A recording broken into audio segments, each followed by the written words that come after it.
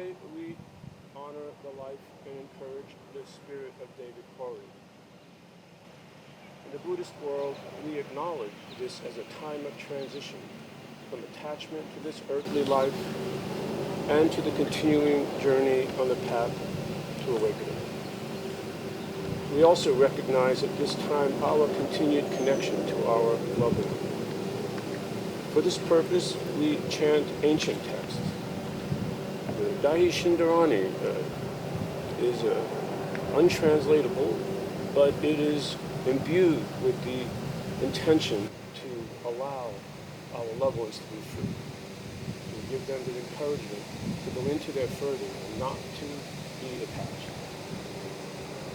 And the Heart Sutra, which calls out our shared nature, eliminating those obstructions that prevent us from realizing it.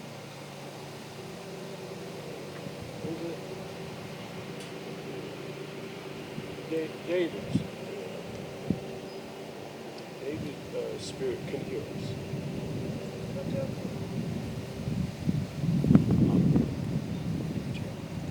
I can't hear you back here. Okay, okay. Okay, thank you.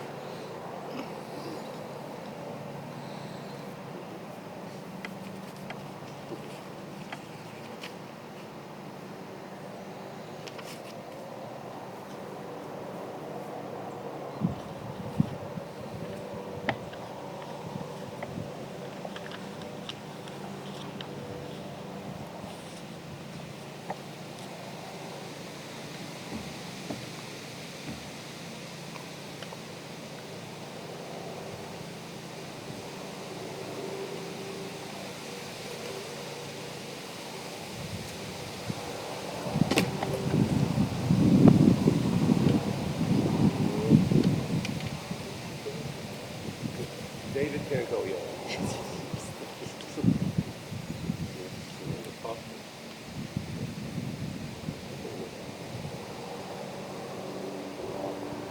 O Buddhas and Bodhisattvas abiding in all directions, endowed with great compassion, endowed with love, affording protection to sentient beings, please come forth through the power of your great compassion.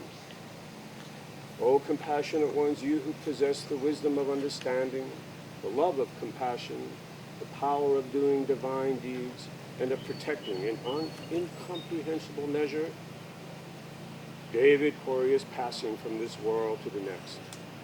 He is taking a great leap.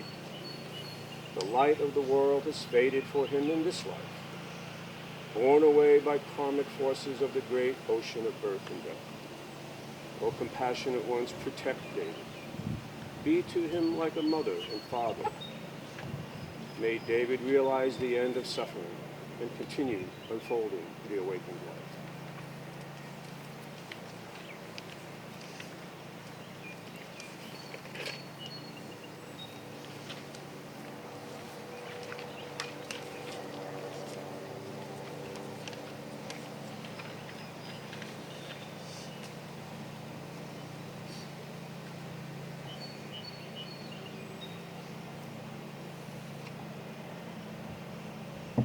David Corey, newly returned to the source, take refuge in the three treasures, thereby freeing yourself from hindrances and attachments of the past. This is the way of the Buddhas as transmitted by the great ancestors for the benefit of all beings. I will now recite and transmit them to you.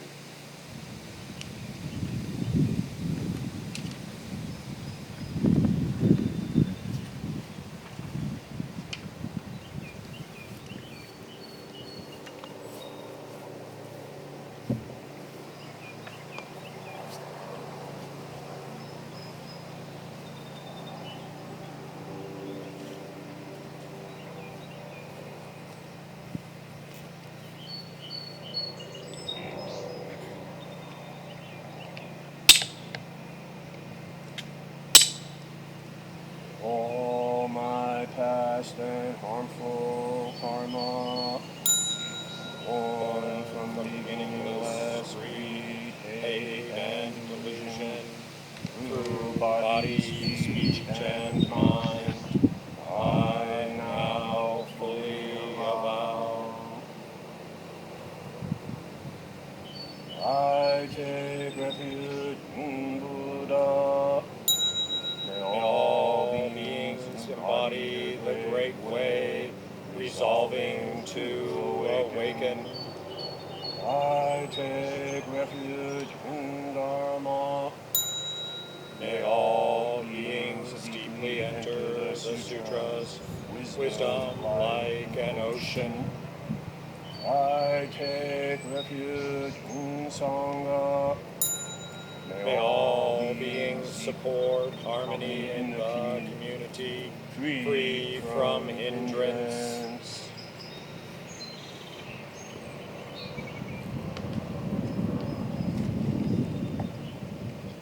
Having thus purified and taken refuge, mind and body of truth, I will recite to you the great vow. From this life throughout countless lives, we vow with all beings to hear the true Dharma. Hearing it, no doubt arises, nor is faith lacking. Meeting and maintaining it, we together with all beings realize the Buddha. Past negative actions accumulate and cause the arising of many obstacles to the practice of the way. May all Buddhas and ancestors who have realized the way extend their compassion and free us from these karmic effects, allowing us to practice without hindrance. May they share with us their boundless compassion and fill the universe with the virtue of their enlightened teaching. Buddhas and ancestors of old were as we. In the future, we shall be Buddhas and ancestors. Revering Buddhas and ancestors, we are one Buddha and one ancestor. Awakening Bodhi mind, we are one Bodhi mind. As they extend their compassion freely to us, they're able to realize Buddha.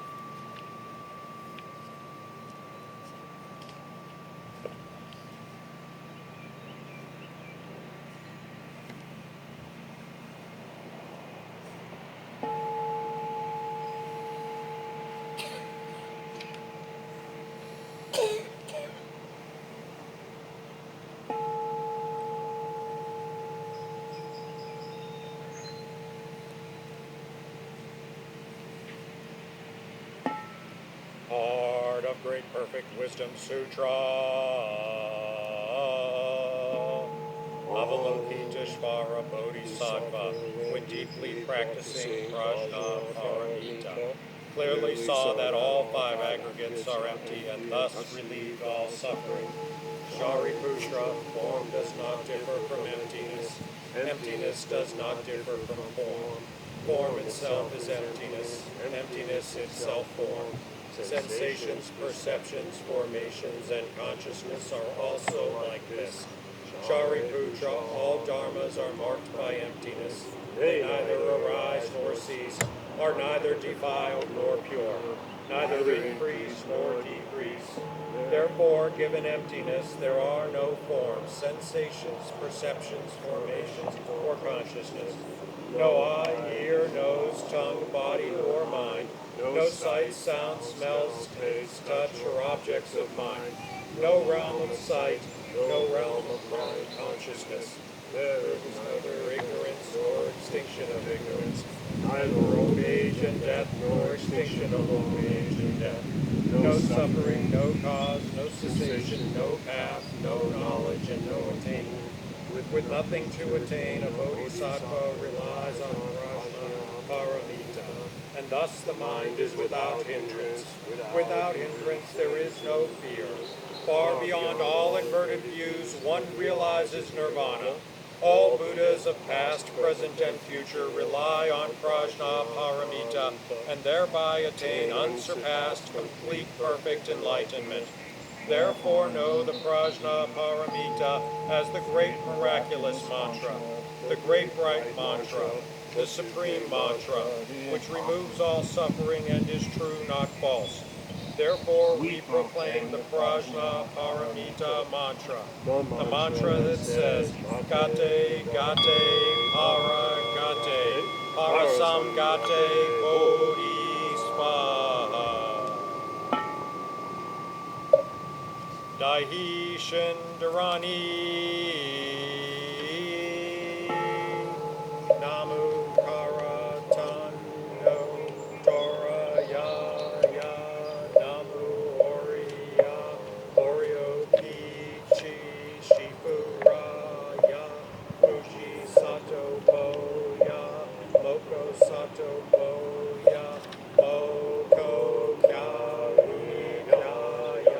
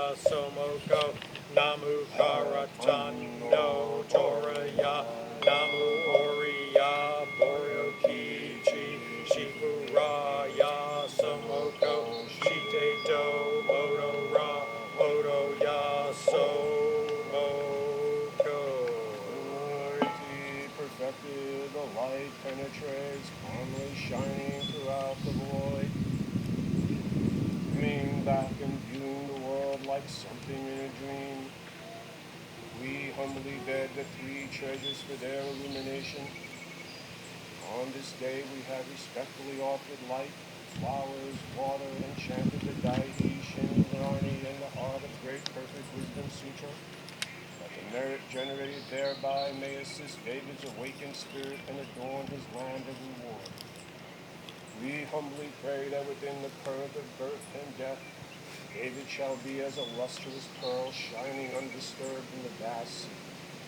That on the shore of Nirvana he shall be as a cinnamon moon shining in the azure sky, guiding the entire world, climbing the path to the way.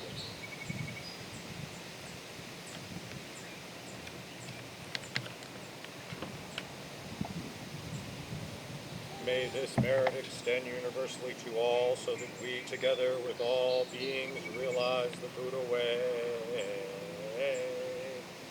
All Buddhas throughout space and time, all honored ones, bodhisattvas, mahasattvas, wisdom beyond wisdom, Mahaprajna Paramita.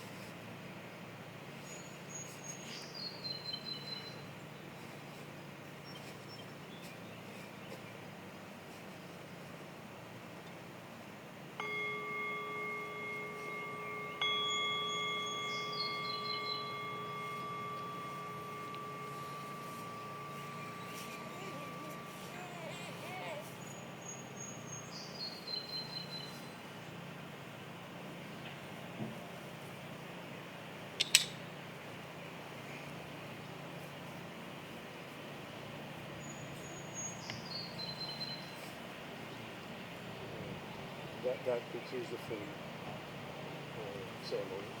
And then now the family, you can talk among yourselves. Arrange the chairs as you wish. And discuss. David must have been a wonderful person. Thank you, Katabi. Thank you very much for a beautiful, beautiful service. Next, what we're going to do, I'm Steve Wild, and longtime friend of David's. What we'd like to do is arrange the chairs in a circle, and we're going to share. I'm going to start out, and I shouldn't be more than 2-3 hours, and give you a little timeline of my friendship with David and the different phases of his life that I've experienced with him. And then I'll hand it over to Steve Kuiper, who's known him for a long time, and actually Steve's wife has known him longer than I have, back to college. And I and didn't understand that. you're not supposed to. What in the world? Someone tell me how to get that off. It's so intrusive. And then Andrea is going to talk next. And then what we want to do is open it up to everyone to share their memories, their thoughts about David. We're recording this. Anyone that would like to share but not be recorded, camera shy, we can do that after. Well, we'll turn off the video after people that want to speak in front of that are done, and then we can share more. And then we're going to share a light lunch. And first step with all this is we actually we do some jumping jacks because it's kind of cold, and I'm thinking that no, but we're going to arrange the chairs in a circle if we can.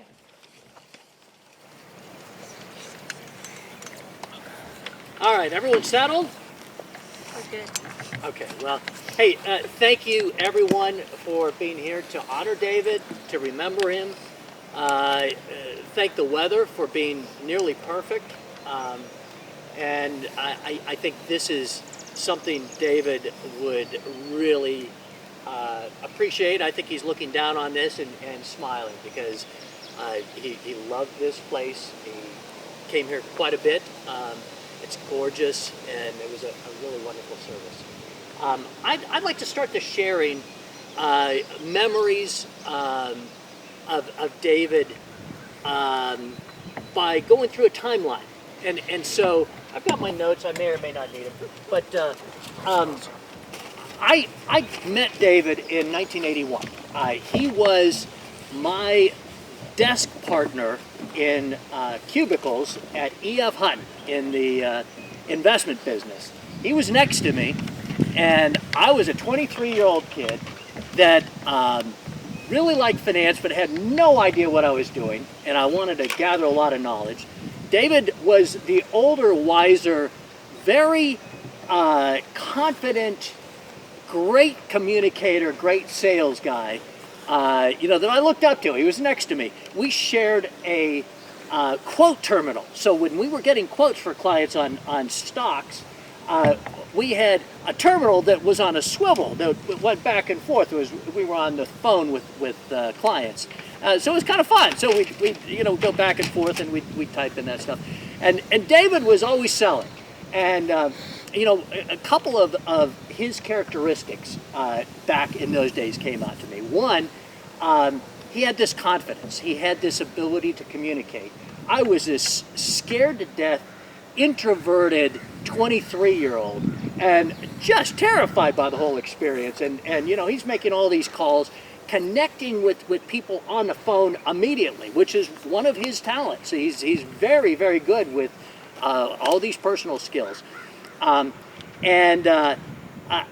remember early on in my career, his comment and his way of doing business and creating relationships with his clients was, the clients want someone in control. I was so nervous. I'd ask questions and he'd say, no, you just have to tell them what they have to do.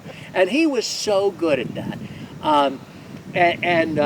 He didn't really get bogged down in the details. I was trying to accumulate knowledge, and David was to sell. And if he came across something that he didn't really know the answer to, he knew I was over there, the nerd, studying this stuff, afraid to talk to people. So he put his hand over the phone, because we, of course, had handsets in those days, and asked me, hey, Steve, what they asked about this, what's the answer to that? And I knew the answer, I just couldn't sell. So that's how I started out knowing David. And he was, in the first year and a half that we were together as desk mates, I know he was making 3 times as much as I was. I was working 8 times as hard as him and making way less money because he was so good at it. And it was interesting too, our manager, a bunch of young brokers in this office, and our manager was this tyrant, this kind of abrasive, tough guy that, you that know David has a strong will. And this guy did too. They really did not get together very much on a lot of things, but it was 2 bulldozers, against each other, and David prevailed because that's what he did. So that was my first introduction to David and the first phase of knowing David. And so he did really well, but then, like many times in his life, he wanted something else. Even though he was very successful, had a great start, he decided, you know what? I'm going to go out west, and I'm going to, I want to get into Hollywood. I'm like, what in the world are you thinking? And so he first was going to go to California, and then he said, well, maybe Phoenix first, because it's out that direction, not quite that far. and I'm going to work as a broker while I write screenplays, and then transition into writing screenplays and being in Hollywood. And so that's David. He was intrepid. He was fearless. He had this confidence, this idealism, and smart, creative, just amazing. All these talents, and he had to go from one thing to the other, and he was able to do that. So he went out there. He ended up deciding to move to California. Wrote a couple of screenplays. Had he ever done it before? No, but he was really good. He was a great writer too, and he got a really highly respected agent in California, which you just don't do when you haven't been in it and you haven't been writing. And he wrote a couple of screenplays. He got a great agent, and then decided, David's idealism, he didn't want to be writing stuff for Disney or formulaic things that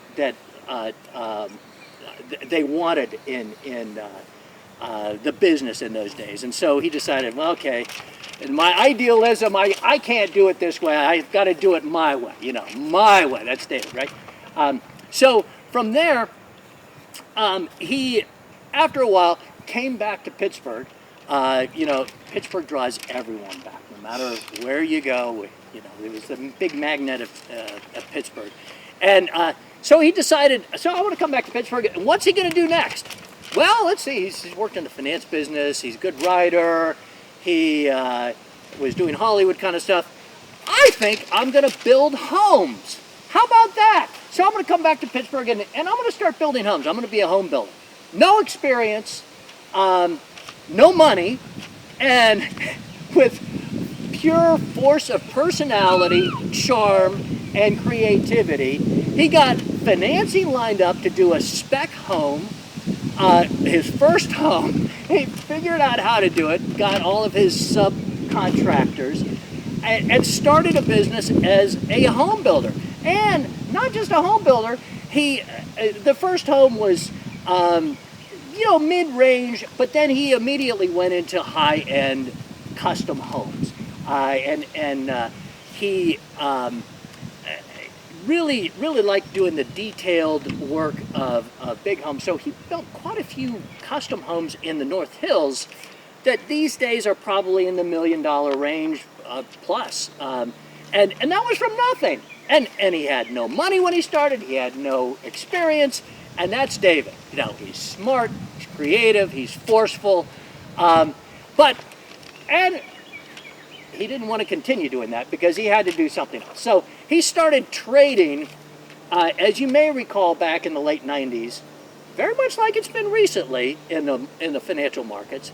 There was a lot of speculation, a lot of technology stock speculation going on, a lot of day trading. David decided he was going to start doing that. And lo and behold, he did pretty well at that, which was kind of surprising to me because when we sat together in the actual business, the actual knowledge part of investing wasn't a big thing for him. But all of a sudden he was trading, and I'm thinking, that's interesting, not what I would have expected. But he did pretty well. And so then he decided after this day trading phase, showing again his intelligence, his creativity, his willingness to make changes always, he decided, you know what, I'm going to move to Texas, to Austin, because the Austin real estate market is really good. And I can start building homes there. I can do day trading for a while, but I'll start building homes there. And I can take advantage of a much better market than the Pittsburgh market for homes, which, as we all know, was kind of dead for a long period of time, like 30 years. And so he decided to go there, and as usual, he had a great idea, and he understood the trends. I mean, the Austin market 25 years ago, however long he moved there, has gone berserk since then. But he ended up not building homes there because he was having so much fun and fulfillment doing his day trading until the market crashed. So then he pivoted, and instead of building homes, he was a realtor, he was a salesman for volume production, a home builder, big home builder there, and he did extremely well because he is a great guy. He's got this great personality, he's a great salesman, he's got the knowledge because he was building homes himself, so he knew all about the nuts and bolts. And so that's what he was doing in Austin. And then after a while there, going back and forth doing various real estate things, he decided, you know what, I want to move to the Northwest. And at first he was going to move to Canada because David and I have a lot of things in common. But we have a lot of differences too, like probably a lot of you. I tend to be quite conservative and David quite liberal. And his liberal side decided, you know, Canada is the land of opportunity, and it's the land of liberals and pretty much fulfillment of everything in life because everything is free there. I can retire there in a beautiful country, and it's going to be perfect. And he found out that it doesn't quite work that way. There are a lot of restrictions and that kind of thing. So he went close to Canada, Portland. And one of the things that David and I had in common is we both have an unreasonable passion for Costco. You know, we many times over many years when we talked on the phone, he was in Costco, I was in Costco, he was on his way to Costco, I was on my way to Costco, I was coming back from Costco, he was coming back from Costco. That was a common denominator of a lot of our conversations. And so he moves to Portland, doesn't have any real plans, it's just, hey, Northwest, it's gonna be beautiful, it's gonna be nice. And so he gets to Portland, he's got his truck, all of his stuff with him, and he goes into Costco his first day. Another thing about David, he's a hopeless romantic, and he and I are kind of similar that way. I feel incredibly lucky because I found my dream come true a couple years ago, who I married last year. And David always was looking for his perfect woman, who he found a couple of times, but then, you know, something changed and then he needed to find another perfect one. So he went into Costco, his first day in Portland, and he met his soulmate, who was working at Costco. I mean, could it be better than that? A woman he met at Costco who works at Costco at our favorite store. And so he started a relationship with her, a very close relationship, from the first day that he was in Portland. And what I'd like to do is, Lynn Smith Deal is her name. And I like to think of it as, you know, David and I would always share the great deals that were coming around at Costco that week when one or the other of us were there. And so he got one of the greatest deals of all time, Lynn Smith Deal, a woman that he fell in love with in Portland. And she sent me something she'd like me to read. So I'm gonna read that. And I think a great, wonderful tribute to David. And so Lynn says, before I read this, you should know that Lynn is a writer, much like David, a great writer. As such, you may want to settle in. Brevity is not my strong suit. And so my tribute to David, and I can't read with my glasses on, sorry about that. I met David October 28th, 2018 at Costco in Portland, Oregon. It was his first day in Portland, literally. He dropped off his rental truck and headed straight to Costco. I was working the Visa campaign that day. I spotted him in electronics, a TV on his orange flatbed. And like any good marketer, I approached him. We quickly struck up a conversation. Darn, he already had a Costco Visa. I remember saying, like a smart man, referring to him already having a Costco Visa card, of course. He shrugged and humbly said, well, you know, But for whatever reason, he didn't move on, and for whatever reason, I stayed. We chatted comfortably for quite a long while, he with his foot resting on the rail of the orange flatbed in his traveling clothes, I wearing my signature red lipstick. I turned to return to my work when he said, "Hey, would you consider having coffee with me sometime, seeing as how I don't know a single soul in Portland?" Well, he should have gotten an Oscar with that pickup line. I remember asking him if he drank, not missing a beat, and with such a quick wit, he said, "Well, yeah, with both fists." You can just see Dave saying that. This was such an endearing moment, one I'll never forget. I remember how his eyes sparkled, the sexy baritone of his voice as we bantered back and forth. And yes, I agreed to have coffee. A couple days passed, I didn't hear from him. Annoyed, I dismissed him. And then he texted me. He said, little, really, just testing the water, I suspected. Still a little annoyed, I had the temerity to answer with a sassy two-word reply. True dat, I said, not wanting to appear too eager. If he wanted that coffee, he was going to have to work for it. And work for it he did. He called me at work the next Sunday, a week to the day he rolled into town. He said that since he could only imagine how hard I must work at Costco instead of coffee, why don't I come over to his place and he could cook me dinner? Taking a chance that he was not an axe murderer, I agreed. After my shift, I spruced up my red lipstick and headed out.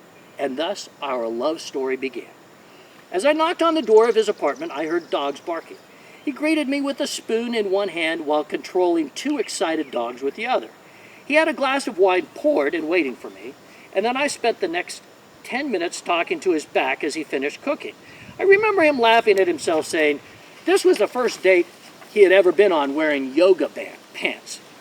I thought, is that what those are? We sat on pillows on the floor in front of his fireplace, surrounded by a curious Frankie and Eddie, his two lovable women's. In what I learned to be typical Dave fashion, we ate some concoction he made up out of bowls with spoons. He was so expressive about his food. After his first bite, he murmured, preening, quirking his eyebrows and smiling, as only David could. This is good. Isn't this good? He said, pointing his empty spoon at me. We talked for hours and hours, long into the night. David was so easy to talk to. He was smart, articulate, charming, witty, insightful, not to mention masculine and sexy. As we talked, no topic was off limits. He was very forthright about his circumstances. We talked openly of his long and profound struggle with depression. I'm sure he thought I would run for the hills, so he had to get it all out there before I did. Run, that is. But I didn't. I found his honesty and candor refreshing. I didn't judge. If anything, I understood more than he could have possibly known. That night, David was so confident, so hopeful, so bright about his future. He talked of the new life he was forging for himself, his goals, his dreams. David was unlike any man I had ever known or ever will. Of that, I have no doubt. Around 2 a.m., I tried to call it a night. Oddly, I was having a root canal the next day. David made a giant fuss about me leaving so late and driving home in the dark. He insisted he'd drive me to the dentist the next morning. He won me over when he said I could sleep with Frankie. True to his word, he drove me to the dentist the next morning. My heart melted when I saw him slumped in a chair asleep waiting for me. Of course, he insisted on taking care of me the next few days. David was so endearing, so sweet, so caring. I was truly smitten with this mystery man from Austin. We laughed at the absurdity of it all, at us. How he invited me to coffee and we ended up on a week-long date, a root canal sandwiched in the middle. I later heard he told his friend Steve, that would be me, that he moved to Portland, went to Costco, and found a girlfriend all in one day. They called me his Costco girl because of their mutual love of Costco. We were happy, David and I. We shared so many things, good things.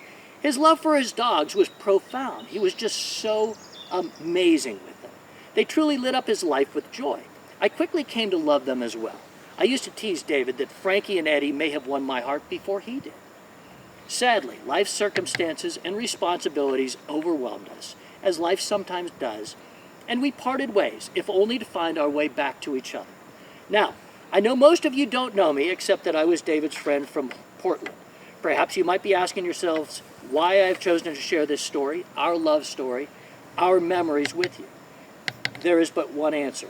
I wanted you to know the David I knew. I wanted you to know my David with the twinkling eyes, my David with that sexy baritone voice, my David that was so full of hope, of life, my David who dared to follow his dreams, my David who had a heart of gold, my David who loved with his whole heart, and my David with the most beautiful soul. As tragic as his loss is, I wanted you to know not all his days were dark. Not all his days were filled with anguish and pain and despair. So many, many of his days were light and happy, and all of our days together were filled with love. When David left for Pittsburgh, it was so bittersweet. He was struggling. He knew he could not stay. He needed to go. That last night as we hugged goodbye, he said simply, sadly, "This just wasn't our time, Lynn." Those words, so poignant, are forever etched upon my heart. And at that very moment, I knew I had lost something precious, something so rare, so beautiful. We said we'd always be in each other's lives, and we were. From the moment he started his journey back home, we became the best of friends, each a champion for the other. David walked by my side when I got cancer. I walked by his side through his darkest days, his saddest moments, his deepest pain.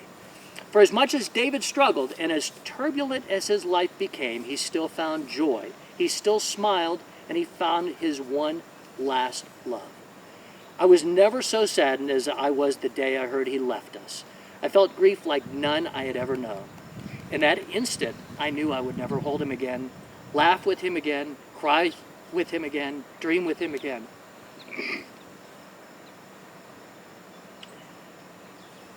There would just never be in it again. And although my heart is breaking as much as I miss him, I take comfort in his final words to me. He said he was not gone, he would just be floating around in God's universe. On New Year's Eve, I put up wind chimes in his honor with strands of words that said, "Brave, fearless warrior." Now, whenever I hear the tinkle of those chimes, I pause, and just for a moment, I know he is passing through. I smile wistfully, and my grief becomes a little less. David was truly a beautiful soul. He just got lost somewhere along the way. From that first moment David and I met at that Portland Costco, we formed a connection that lasted to the end of his days and beyond. I will miss you, David, beyond measure, and when my broken heart begins to mend, it will carry your love and your memory forever. David wrote in his letter to me that his friends were truly the best part of his life. So in saying farewell to David, I shall simply leave you with this. I count myself in nothing else so happy as in a soul remembering my good friends. Shakespeare. I would like to thank all of you for allowing Lynn to share in David's legacy. He was much too loved to be forgotten. My condolences go out to friends, family, and every life he graced. Finally, these are some of my fondest memories of David from Lynn. We both loved words. We played Scrabble together. Of course, he always won. We spent one of the most memorable and endearing Christmases together I've ever known. His eyes twinkled, and when he smiled, he lit up the room. That's a wonderful picture over there, by the way. He loved everything I wore. He loved my red lipstick. He washed my pajamas and put them in the dryer right before I came over so they were always warm and cozy. He loved the smell of jasmine. He would put jasmine oil on his wrists and behind his ears, and I would tease him that he was girly, but he did it anyway. He introduced me to essential oils. Lavender was his favorite. We both loved popcorn and Netflix. We would argue the merits of late-night show hosts Stephen Colbert versus Jimmy Kimmel. He watched Queer Eye for the Straight Guy with me. He lived in his 32 degrees base layers I bought him from Costco to stay warm. Then he just lived in them. He did my taxes. He always drove the speed limit, not 1 mile over. You all may know that. He was the only person I knew who had read the Mueller report from cover to cover. He loved grocery shopping. Who loves that? He was so neat and organized. I was so not. He was never afraid to talk about his feelings. He loved black velvet toasted caramel whiskey. He loved to share ice cream with me from the same spoon. He loved lights. He never took them down. He took forever to open a present. He loved to dance. He was the only man I knew that loved to dance. We loved to dance together. He made me playlists. He was very romantic. He had the sexiest voice on the telephone. He kept in touch with his friends. He loved his friends. He loved his dogs. Frankie and Eddie breathed life into him every day. He was my best friend. He walked by my side when I had cancer. I could go on and on forever, but mostly he loved me. And that was from Lynn, which I think does a spectacular job of giving you insights to David and all of his wonderful qualities and his romantic nature. And, it's one of the things that he and I, shared. We both loved women. And looking for our life mates. David found a few of them, and one of them is sitting here. And she'll be talking in a few minutes. But what I'd like to do is hand this over to Steve Kiefer, who's been a longtime friend of David's, and Steve's wife, Robin, was a friend of David's back in college. And apparently, there are things of him that haven't changed since then. Strong will, some of those other things. By my wife, actually, when he moved to Pittsburgh the first time. David, would you let me talk? I know you've got 1,000 ideas and dreams and complaints and arguments and desires and projects, but I can't listen to you anymore because you're not here. Maybe I'll say some new things right now that I held back. Maybe I'll just repeat myself. David, you're so smart. You can figure this out. You're so persuasive. You're so articulate. You can talk yourself out of this despair, can't you? I tried to tell you when you talked about suicide that you could have a life. Make a life again, here, right now. Maybe not what you thought or dreamed or imagined, but you could have a good life. Your imagination always ran wild. You had a million dreams. You were, as Steve said, a stockbroker, a screenwriter, a custom home builder of beautiful homes. If you could see these homes, they're unique. They're really special. You could have done it again. You had a million dreams of love, deep, everlasting love, as Steve has also described, of health and fitness and passion, of meaning and purpose. You were a risk taker. Some of those risks paid off and some of them didn't. You made some mistakes. You made some bad decisions. You tended to sabotage yourself and some of your relationships and your own well-being. But you bounced back. You moved forward like you did when I first met you in 85 or 86, when you were on the cusp of reinventing yourself as a home builder, like Steve indicated. But recently, it seemed that you wouldn't or you couldn't take the next step, the first step to a new beginning. Did you stop dreaming, David? I don't know. You are a very kind person. Andrea told me yesterday that you helped a lot of people in your group therapy sessions, for the therapy sessions for people like you that were despairing and having a hard time. Even your exit was thoughtful and caring. You tried to minimize the pain and the confusion and the logistical issues around that. You were so thoughtful and compassionate. When Robin and I had a long trip overseas for a month, or 6 weeks maybe even, and hadn't seen you in years because you moved away to Austin for some reason, you came back to Pittsburgh and stayed at our house while we were gone. And we arrived tired after like an 18-hour flight, and there we had a beautiful dinner waiting for us. And it was as if our relationship had never had a pause at all. Just we picked right up again after all those years. You always thought of our kids, you thought of my parents and Robin's family, our jobs and our careers you cared about. You listened. Well, sometimes you listened. A lot of times you talked. You were fun. We went canoeing and horseback riding and hiking, and we hung out at Chautauqua where we both dreamed of buying houses, and you even conned some real estate agents into showing us some houses, even though both of us knew we couldn't afford to buy a house there.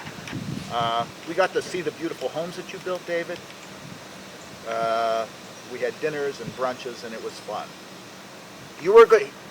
David was a good client when I helped him on some legal issues and a minor dispute, and I had to keep him from talking too much and too passionately, but he was nonetheless pretty good. David, you were a builder and a doer, driven, a control freak, hard-headed. You were like a dog with a bone. You wouldn't give up until you did, if that's what we should call what happened. You were exasperating. You didn't listen to me. Why did you do some of the things you did? Why did you cling so needily, so desperately to your dreams and things and people as if they were the thing that was going to make you whole and give you a life? You were already complete. So your smile, your sense of humor, your enthusiasm, your outrage over politics, rightly so, your emotions, which you wore on your sleeve, your guilelessness, they were all there together with your intelligence, your drivenness, and your dreaminess. And David, you were very, very, very, very lucky. You had friends like Steve Wilde and like Andrea Wilkes who stood by you, sometimes not so easily, but they did time and time again. You were so lucky to have them and the other meaningful folks in your life and your family. But it wasn't just luck. It was also because of who you were, the way you brought life and imagination and intensity into people's lives. David, I think of you often at random moments. When I forget you're not here, I think to myself, David would love that. Or I bet that would drive David crazy. Or I wonder what he would say to that. I hear your semi-amused tone of voice, your vulnerability, your despair, your joy, and your hard-headed businessman side. David, life is fragile and precious. Take it day by day, David, step by step. Get a job. Build your way back to something unexpected. That's easy to say, but hard to do. David, you chose another way. And it makes me mad, and it makes me very sad. You had a vision for your life, a passion for your life, and you ultimately were unwilling to lead a life that you hadn't chosen. But I wonder what would have happened if you had been able to corral your energy and your enthusiasm and your creativity and your smarts here, now. That would have been really interesting to see. I've got some photos of you somewhere, but I can't find them. I have a random voicemail message from October of last year, 1 minute and 10 seconds of you when you were optimistic and hopeful. And that's how I like to think of you, full of hope and ideas and goodwill and passion. And I play it every once in a while just to remember.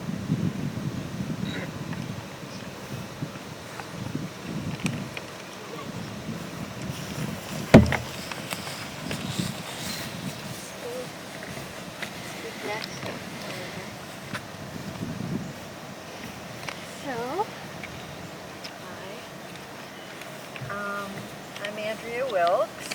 David and I were in quite an intense relationship for the last year and a half of his life, as most of you know. And although the time was a blink of an eye in our lifetimes, the impact of this man and our experience was tremendous.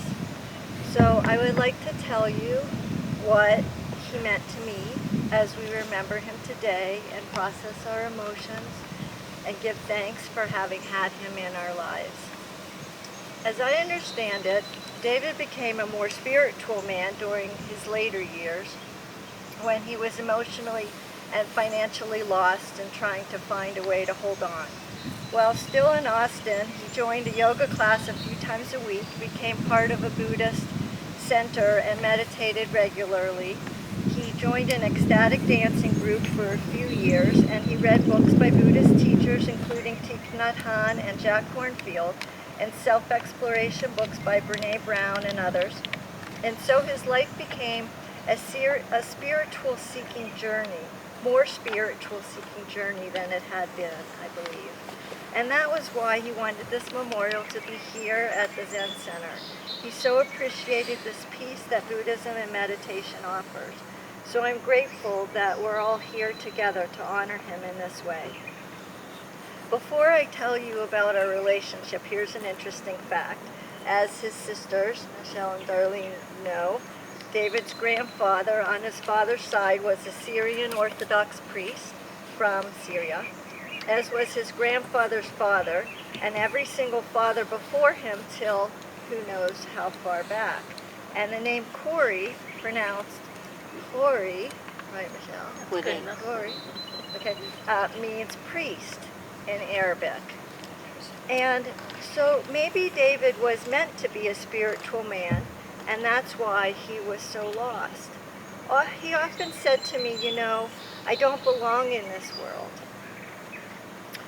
Our relationship, the emotional roller coaster. Back in August 2020, the first summer of COVID before the vaccines, David and I met on Match.com. Both of us were recently back in Pittsburgh, both having grown up here, but moved away decades ago. David had moved back 6 months earlier and was living with Steve Wild.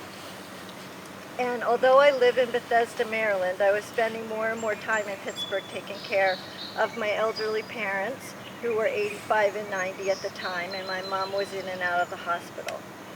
I was recently widowed, only a year before having lost my husband Charlie in 2019 to pancreatic cancer.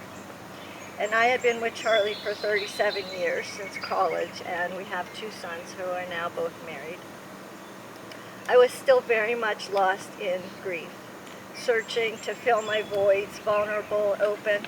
And David also had been immersed in grief for nearly a decade since the end of his second marriage, losing his money in the 2 stock market crashes, losing his livelihood, and foremost, when I met him, he was deeply grieving for losing his dogs, Frankie and Eddie, who were his remaining loves and the only reason he had been holding on in recent years. Anyway, David and I talked on the phone a lot, and then we met in Shenley Park near Phipps Conservancy, and then quickly we were meeting frequently and talking for hours every day. We were like children. We were giddy with the fun of a new friend who shared our progressive values and memories of our generation's music and nostalgia. We walked along the North Shore, remembered the Good Chip Lollipop, and our elementary school tours of Heinz Factory, where they gave us the little pickle pin and sample ketchup and mustard bottles. And we remembered the Rocky Horror Picture Show at the King Theater in Oakland. We talked so easily and well together. We were both so hungry for a companion, a conversationalist, a lover. He was an intelligent man of words, and I absorbed his words and ideas. I truly loved to listen to him talk with his creative use of metaphors and similes. I was enjoying this adventure with this new and very different man. He was quite smart, knowledgeable, knew so much about American history and culture, movies and music and the arts. He was so friendly, a people person. He could strike up a conversation with just about anyone. We had both been practicing meditation in recent years, and we would often stop and have gratitude for what was around us. We were never bored together, and we were falling in love. And then reality started creeping in. He told me he was broke and in debt. He told me about his regrets and his struggles with depression and anxiety. I got scared and uncomfortable that this was too far off balance for me. His census job was ending, and he had nothing set up for what was after that. He had dreams, but no building blocks. And emotionally, we were in such different places. I was still raw from losing my husband and in no way ready for the kind of emotional commitment and financial pressures of David. And I was still trying to find myself, and I had a lot of responsibilities with my parents, my kids, my work, and managing my own finances. And so began our roller coaster. It was at times so magical and joyful between us when I would follow my heart And then I would pull back a bit when I listened to my practical mind, when I looked more objectively, when I needed my space, and he would fall apart. And then we would reconnect again, and I would jump back in. I almost couldn't help it. I loved being with this man, but I needed him to stand up, to support himself emotionally and financially. It ended up being an impossible situation. He worked hard on getting his real estate broker's license in Pennsylvania and setting up with Berkshire Hathaway, and I was so proud of him. But ultimately, he convinced himself he didn't want to be a realtor, and he applied to numerous jobs online. He tried to contact some builders, which is what he wanted to do, because that was his past career that he loved the most. He complained that no one would hire a 65-year-old, and surely there was some truth to that. He tried a short stint at Lowe's, but hated it. In retrospect, I don't know if he ever could get back into the workforce working for someone else. At this point in his life, he wasn't going to compromise. He wasn't going to settle for mediocre. And he had a million self-sabotaging excuses about the evils of capitalism. Unfortunately, in the short time I knew David, I only saw glimpses of what he might have been like, truly standing up on his own, like he had been in the past while working at Ian Hutton, or running his own company, building his big, beautiful custom homes. Strong and confident and secure. I would have loved to have seen him truly happy and free of anxiety. With a successful career that brought him pride and purpose and financial stability, I was always praying for that. But yet, maybe in those days, like when he was a successful builder, he wouldn't have been this man that I loved, who recognized gratitude, expressed vulnerability, was genuine with me, insightful, searching for meaning and spiritual connection. I met and loved the David who had been through suffering, who was broken. And through his cracks, I saw the light of his soul. And in turn, I fell into his cracks, and I explored my soul as well.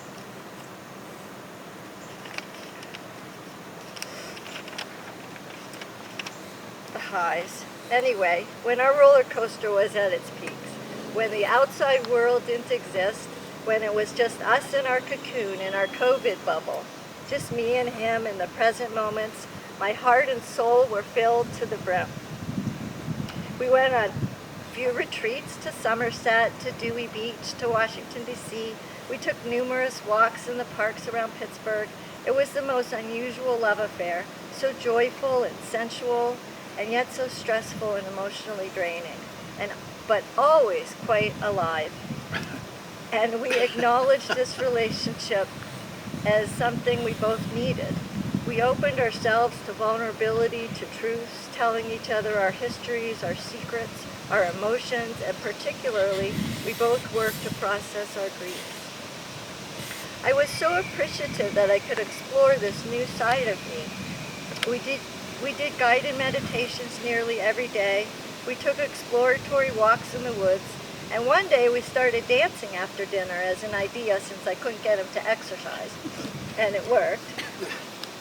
We then danced nearly every night after dinner on the rug in his living room. David had the most incredible music collection of over 22,000 songs that he had been amassing for decades since he was a DJ on the radio in college. His music collection was clearly one of his most valued treasures. He lost 40 pounds in a few months once we started dancing. We loved it. We danced to Motown for energy, to show tunes to belt out the words, to rock and roll songs for nostalgia, to Sinatra for romance, and to the new age soothing music of Stephen Halpern and the spiritual angelic songs of one of his favorite female singers, Snatam Kaur.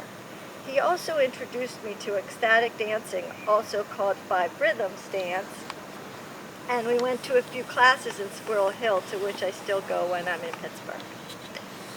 At the close of this service today, I would like to play you a song by Snatam Kaur that I feel would have been chosen for this memorial. And then there were the lows on our roller coaster, the underlying pressure of depression and anxiety. He cried so much in our relationship. He would wake up many mornings crying. He would become overwhelmed with anxiety and despair of another day without a job or purpose or hope, and with fear of losing me because of that. Given our discussions and his patterns, I have to assume that this suicide was inevitable. In one of his letters, he wrote, quote, "I have lived in fear for so long of going broke. I have been planning my own demise around it. For years now, I told myself when Frankie died that I would keep going until Eddie was gone. And then I would simply go to sleep one night and not wake up. I've been stockpiling pills for this eventuality. That is depression having its way with me." In our short relationship of 17 months, he nearly attempted suicide 3 times. I believe our relationship offered him a beautiful respite during a very difficult time in his life. But if he didn't do it last December, then it would have been later. He was in too deep. He had his mind set on us for too long. But as sad as suicide is, I think there's some consolation in the fact that this time was not as impetuous as it was in his previous attempts. In fact, he planned this suicide to the last detail as if it was a project for him. He was always so organized and thorough in all of his projects. So maybe he got a sense of purpose or a completion from this. He was ready to go, and in a way, given the gifted writer that he was writing his own ending this time, writing each of his goodbyes. So in closing, I asked myself, why did I stick with this broken man? Why did I come back to him again and again, a relationship that brought such conflict and warnings? And the answer is, because David and I connected on a level unlike I have ever previously experienced, that something about it seemed to be meant to be, almost preordained, that this soul would be brought into my life at this time, and me into his for some purpose. And now that I can look back in retrospect, I know that is true. We were 2 lost souls who were in need of what the other had to offer at that time in our lives. It was an incredible ride, so emotionally intense, equally as glorious and magical as it was heart-wrenching and stressful. But all in all, I'm so thankful to have had my journey with David, as I have learned so much about myself, about life, about death. I have grown profoundly and am much the better for it. I truly believe, David, that you are put in my path from this universe for a reason. Thank you, David. I love you. I miss you. I forgive you. But please forgive me. May you now be resting in peace.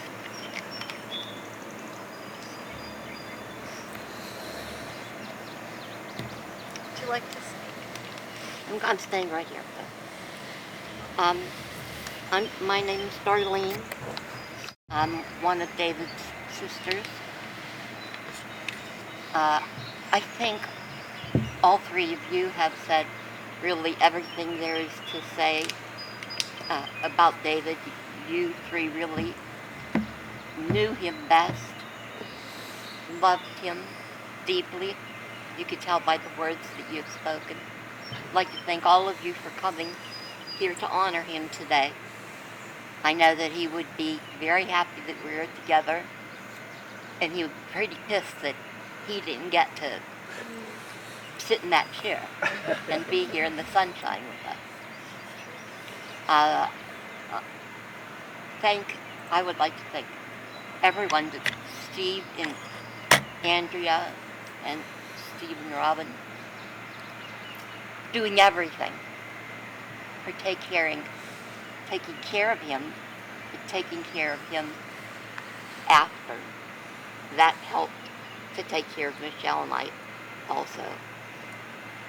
It was wonderful knowing you love him so much and that you've taken care of him the way that you have. So I thank you for that.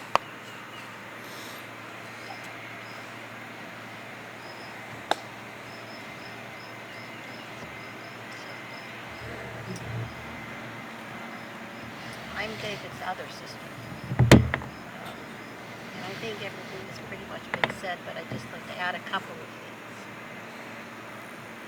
When David was born, there was rejoice in the Corey household. The Syrian household that already had 2 daughters, and now came my son, and he was celebrated. I don't know if he ever understood how deeply he was loved by both our mother and our father, but he was so deeply loved by both of them. Dad went out and bought cigars to give them out the day he was born, and that's really going some, because my dad hated tobacco on every level. But that was what he did that day. David was the absolute apple of our mother's eye. She absolutely adored him, and I hope wherever he is right now, he knows that. Whenever Darlene asked me about a week ago, how many pork chops did Mom used to make? And I had to think about it. And I thought 6 or 7, we think. And here's how that went. 1 for everybody and 2 for Dad. Then there was 1 left. And Darlene and I would quickly try to eat our meal so we could get that last pork chop. But it didn't matter how quickly we ate because she saved it for David. And he was definitely someone that was well loved in his childhood, whether or not he could get there.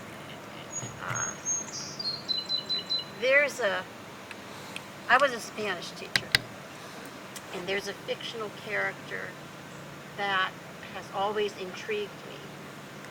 His name is Don Quixote.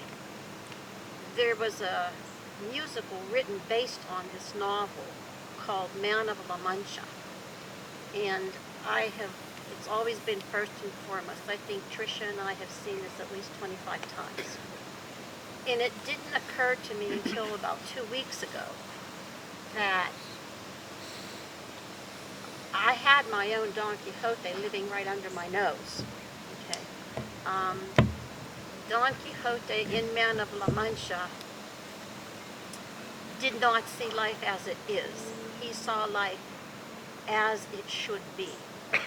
And if that wasn't David, he saw life as it should be.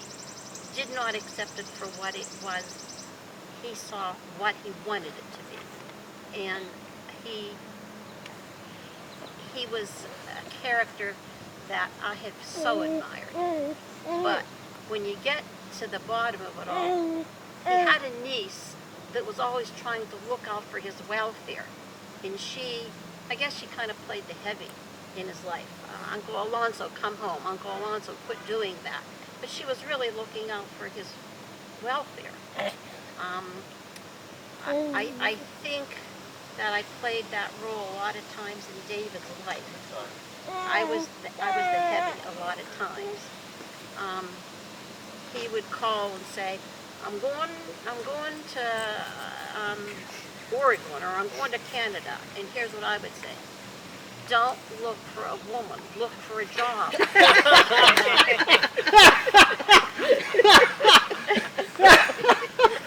He never listened, though. He never, ever listened. And I'd talk to him when he got to Portland. And I'd say, well, how's the job hunt going? And he'd say, I met this new woman. And I would think, why do I bother talking? Because that was his priority. And after having listened to Steve and Andrea, I'm understanding that a whole lot better. I would like to thank also Steve and Andrea for loving David because he was David, and loving David in spite of the fact that he was David. Because sometimes it was easy to love him, but a whole lot of the times it was tough. Especially when, and I'm sure that you all three have been there, or anyone that knew him has been there, when you knew you were trying to help him for his own good, but he was 2 steps ahead of you thinking something else that never occurred to you. So just thank you so much for loving him. And I would also like to say he was married to a wonderful woman named Elizabeth who loved him and stood by him patiently for 15 years. That could be a long time listening. And she did a lot of listening. So I would like to also thank her for loving him because he was who he was and in spite of it. So, and thank you for arranging this. Thank you for being here. Elizabeth probably deserves a Medal of Honor. I would say. I would say. Thank you.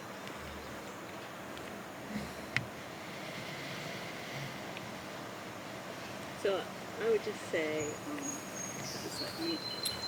my husband Steve said most of what both of us think about David, but I've known him since college, and one of the things we were talking about before we came over today was the fact that, like Michelle just said, don't find a girlfriend, find a job. And even back in college, one of the things I remember about him was him having met someone, lost someone, thinking that it was not gonna, that life would never be the same. And that was 50 years ago, almost 40 years ago. And as you know, as Andrea knows, and as Steve said, he was always looking for the idea, when he was always looking, and he found so many times people that loved him so much, and we would be so frustrated because, or a job that he really loved so much, but there was something over the horizon that he was always looking for. And maybe the rest of us are more practical, or we have other things we want to deal with, but he was just such a dreamer. That was the thing about David that I think we all drew us to him, and we weren't that dreamer.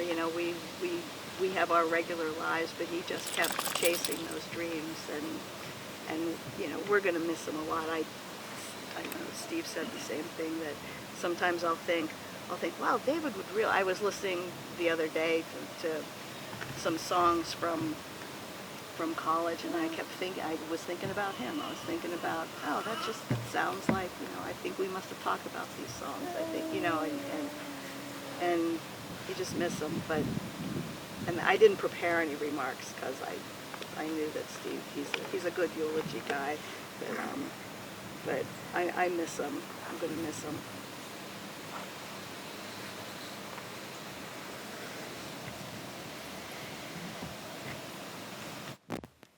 To share?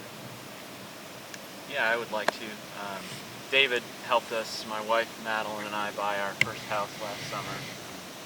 We were actually living in the same apartment complex that he was, Bear Run.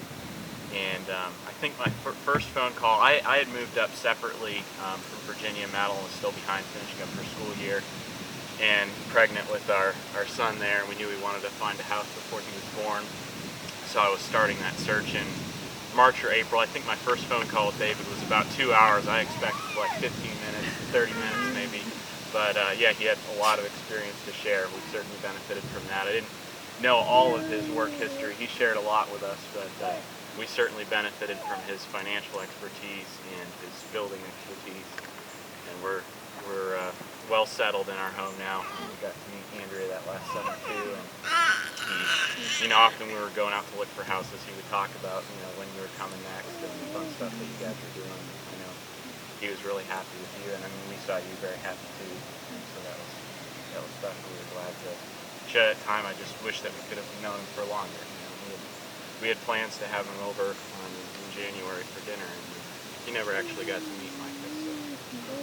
So we were looking forward to that. But I wish that we had known earlier. It sounds like, what he was struggling with. He worked really hard for our family. He did. Yep, he helped us a lot. yeah, we definitely consider him a friend.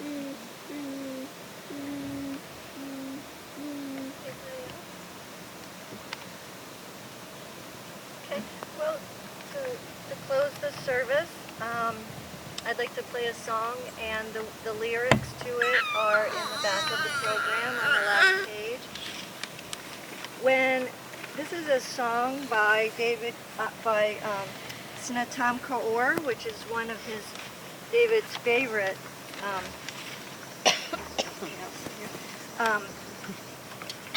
one of David's favorite singers. And when he was getting his ketamine treatments, which Joelle is here, and she was his clinician, it was a ketamine treatment study at Pitt on depression for people over 65. And even then, he would listen to Snatam Kaur because of her magical and ethereal music. And we often listen to her as well together to reach higher heights, along with Stephen Halpern. And so now I'm going to play one of David's favorite songs that I feel that he would have chosen for this memorial. And please sing along. So let me figure this out here.